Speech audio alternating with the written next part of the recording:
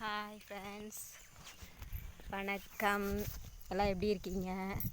நேற்று எங்கள் ஊரில் நல்ல மழை. ஒரு 2 உழவு மழை இருக்கும், ஒரு உழவு மலைக்கு மேலேயே இருக்கும்.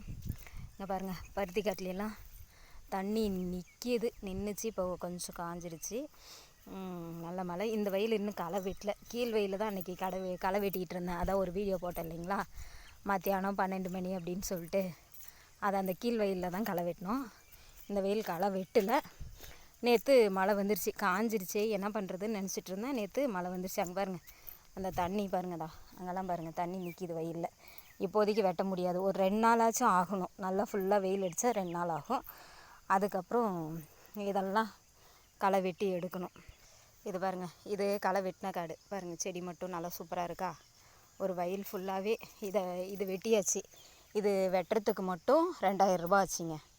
இந்த ஒரு வெயில் வெட்டுறதுக்கு மட்டுமே 2000 ரூபா. 3 நாள் வெட்டினாங்க. ஏன்னா ஃபுல்லாக வெறும் கோரையே எல்லாம் பிடுங்கி போட்டு பொறுக்கி வெட்டினதுனால இது ஒரு வெயிலுக்கே கிட்டத்தட்ட பாருங்களேன். இது எத்தனை சென்ட்டு தெரியுமா இருக்கும்?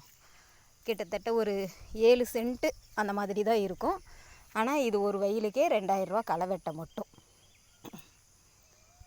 இன்னும் இந்த ஒரு வெயில் இருக்குது. மேலே காமிச்சில்லைங்களா ஒரு குண்டிக்கால், அது ஒரு வெயில் இருக்குது. இதுக்கு இன்னும் எவ்வளோ ஆகும்னு தெரியலிங்க. இது கோரை கொஞ்சம் இதில் கம்மி தான், இருந்தாலும் ஆளுங்களை பொறுத்து தாங்க எல்லாம். சரி, ஓகே. எங்கே பாருங்கள், எங்கள் ஊரில் சூரிய தேவன் சுள்ளுன்னு சுட்டு எரிச்சிட்ருக்கான். நான் கோயிலுக்கு கிளம்புறேன். இன்றைக்கி பௌர்ணமி. அவரையும் வர சொன்னேன்.